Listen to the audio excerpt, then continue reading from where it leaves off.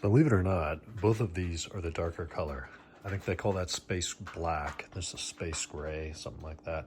This looks like standard silver, traditional 2014 silver in comparison. My Mac is back. That's good news. Dropped it off on Saturday. Went out to Memphis, Tennessee for 3 things under Apple Care. Ended up not having to pay any service fee or anything for this. So new display. Why? The coating, anti-whatever coating was coming off. You could see the key imprints all over the display. There was a little chip up in this corner. It was just starting to peel and look like shit. It was a secondary function of this service period, but it needed to be done. Primarily, shift key was just mush. Like you put a blueberry under it, you push it, and it was awful. Then the tab key, they tried to fix and it worked fine and felt okay, but it made a bunch of noise and wasn't quite right. And then kind of a tertiary reason was the battery. The battery in this thing was always really, really, really good. I had about 600 cycles on it over 2 years. And I noticed that by 5 p.m., 6 p.m. at the shop, I'm getting the warning to plug in. So this service has rectified all issues. We have a new top case. The top case is the whole chassis of the computer. That comes with a trackpad, keyboard, and a new battery. Then a new display. And the third thing they replaced, which I've never seen replaced on a Mac before, was the display lid angle sensor. I had no idea that even existed, but they replaced that under Apple Care as well. So I think they used the same logic board because I didn't have to do any data recovery, which is fantastic. Just booted back up, and I've been using this all day.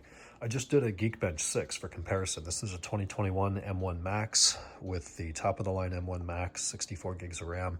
This is an M3 Max, top-of-the-line M3 Max as sold in the store. I think there's another higher-level version. But we got a 21,000 Geekbench on this and a 12,000 on this, so it's almost double the multi-core performance. Single-core performance, 2,400, 3,200.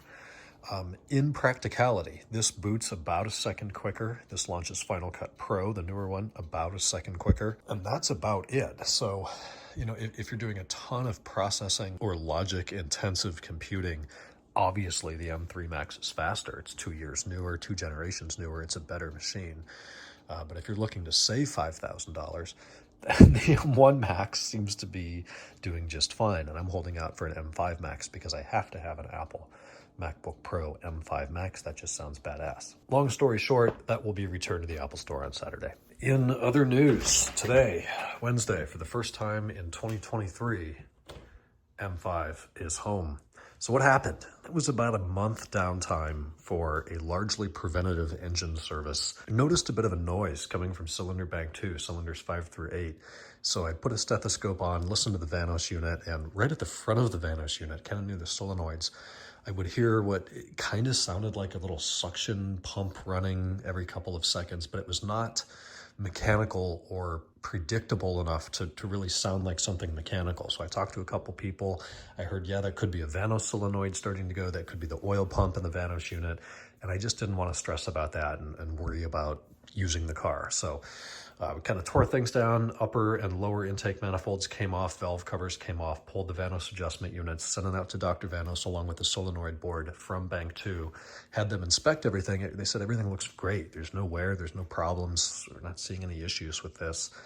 So then I'm pulling the service history from the 2016 rebuild, and I see that they failed to replace the diaphragm springs behind the hubs in the front of the cams. So to get to those, you have to take the hubs off, you have to take the Vanos gears out, the helical cut gears, to access that. Unfortunately, that means you've got to take the engine out of time to take those hubs off. So we took Bank 2 out of time, replaced the diaphragm springs in there, and then I talked to a couple kingpins in the community, and they're telling me you could retime Bank 1 by itself, but if you take Bank 2 out of time, you've got to retime the whole motor. So that's what we did. Bank 1 adjustment unit came out. The rest of that, I left the gears in there. They've already all been done over by Dr. Vanos, and they sent me, in fact, another set for Bank 2 just so we could change it with another rebuilt set and see what happens.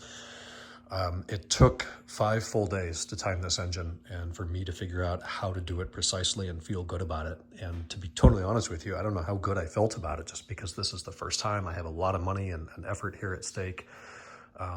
But it is done. The car made it home. There's no codes. It doesn't seem to be consuming any fluids. The power feels great. It sounds better than it did before.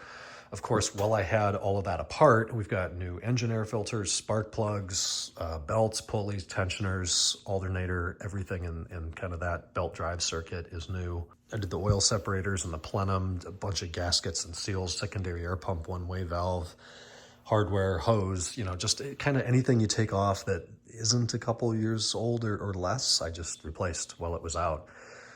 So ultimately, I think the belts and pulleys and alternator made a big difference. Things sound better. It was a little grumbly on initial startup. I went out, drove the car, got it warm, lifters quieted down, threw some revs at it, and it's sounding better than ever. This thing purrs like a kitten. So that's good news. Definitely a lot less stress on my head tonight knowing that this is seemingly done and okay. Didn't get any codes after about 5 miles. I'll scan it again tomorrow after 20 miles and make sure we don't have anything, but it's running and driving really well now. A quick update on Ken's car. So it's back in time. Alan did a phenomenal job with that today. Cam locks are slipping in perfectly. He's got the reluctor rings on the front of the camshafts, and the little alignment tool there is pushing in with zero effort. So that's all really good news. And tomorrow we should start reassembly of the lower timing cover, upper timing covers. The Vanos units on the M62 are built into the intake cam hub. So totally different engine, but it's interesting going through this myself without having a technician lead, and I kind of advise.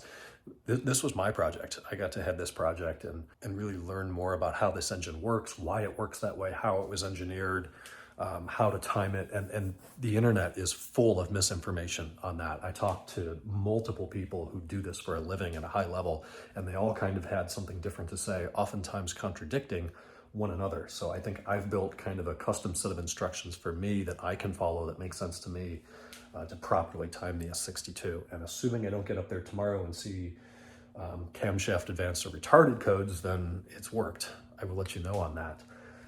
I had in and out for dinner. It is 10 o'clock. My back is killing me from bending over this car the past couple days. I've got powder coated valve covers, obviously new valve cover gaskets. I did stop short of the thermostat. I just couldn't bear to dig that thing open and fight with those O-rings that are going to leak 20 times, especially when I'm trying to get engine timing right. I don't want to deal with trying to run it without a plenum to make sure those aren't going to leak.